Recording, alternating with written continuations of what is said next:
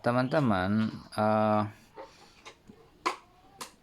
kalau saya alami, jadi penggunaan mobil Kijang udah cukup lama ya, jadi hampir di atas 20 tahun saya menggunakan Kijang. Jadi kalau penggunaan wajar itu penggunaan wajar, kalau ada lubang itu tidak terlalu digas gitu, atau muatan tidak terlalu berat, saya rasa awet. Upper arm ini bisa mencapai usianya 30 tahun baru busing-busingnya itu jebol ya.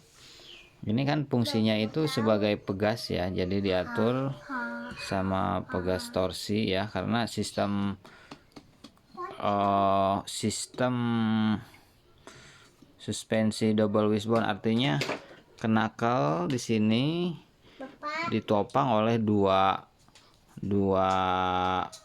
sayap bawah dan sayap atas. Ini kan biasanya digunakan oleh ditopang roda ditopang oleh dua sayap ini, kemudian dihubungkan ke sasis untuk apa fungsinya, kan untuk mengatur gerak kiri kanan, kemudian geometrinya, pegas geometrinya, kemudian chambernya, kemudian sudut casternya teman-teman.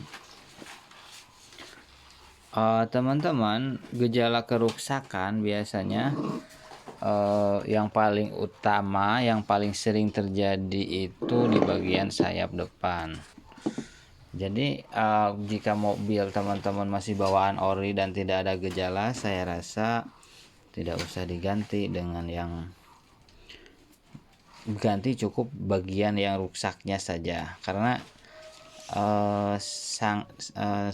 sayang mengingat harga komponen busing armnya itu hari ini lumayan mahal teman-teman. Bisa dibayangkan satu set satu sayap ini bagian atas ini seharga 600.000 untuk yang ori Jepang.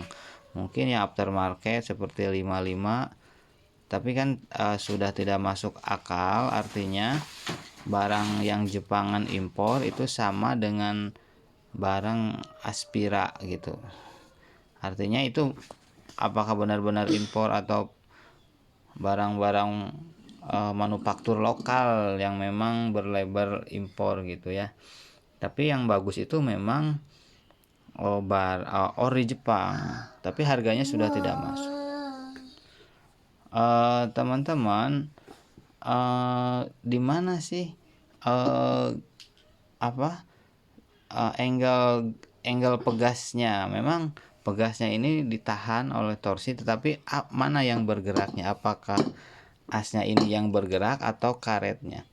Kalau teman-teman melihat mobil yang sama-sama menggunakan upper arm seperti menggunakan upper arm atau mobil-mobil yang double wishbone ya, seperti mobil saya melihat Kijang, ini di bagian asnya ini yang menjepitnya itu ring ini, jadi pegasnya itu pada karetnya. Teman-teman mungkin dikoreksi atau cari informasi kembali, karena kalau kita melihat mobil SUV Ford Ranger itu penguncinya itu ada di as ini, jadi bagian kasarnya di as supaya busing arm dan arm itu tidak longgar. Tetapi kalau di Kijang penguncinya itu bisa jadi ada di rumah bos ini, karena mungkin harus hati-hati ketika pembongkaran, maka harus menggunakan mesin press supaya tidak jebol seperti itu ya teman-teman. Artinya angle sudut atau geometrinya itu yang mengayuhnya itu apakah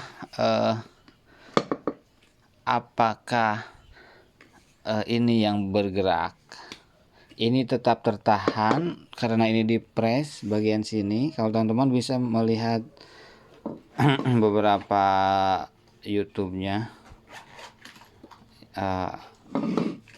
seperti beberapa YouTube yang menjelaskan kaki-kaki, apakah ini yang berputar atau angle karet, karena ini udah dijepit. Maka teman-teman kalau mengganti dengan, kalau tidak ada kendala, saya sarankan meskipun udah tua jangan diganti, ganti saja yang memang sudah rusak saja, biasanya yang bagian depan itu.